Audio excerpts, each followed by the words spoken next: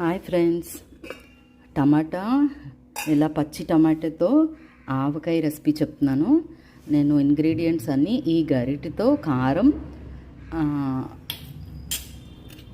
ఆ గరిటలోనే కొంచెం తక్కువ ఆవపిండి,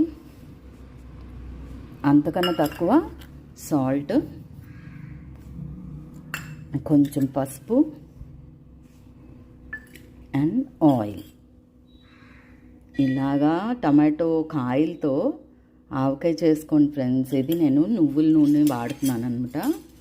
వాటిని చక్కగా మిక్స్ చేసుకొని సింగిల్ చేతితో తీయడం వల్ల కదిలిపోతుంది. కొంచెము సాల్ట్ సరిపోయిందా లేదో చూసుకొని ఒక 1 అవర్ తర్వాత తింటే సూపర్గా ఉంటుంది ఈ ఆవకాయ. ట్రై చేయండి ఫ్రెండ్స్. సేమ్ దోస ఆవకాయ ఎలా చేసుకుంటామో అదే ప్రొసీజర్ అనమాట. ట్రై చేయండి, ఎలా ఉందో చూసి చెప్పండి ఫ్రెండ్స్.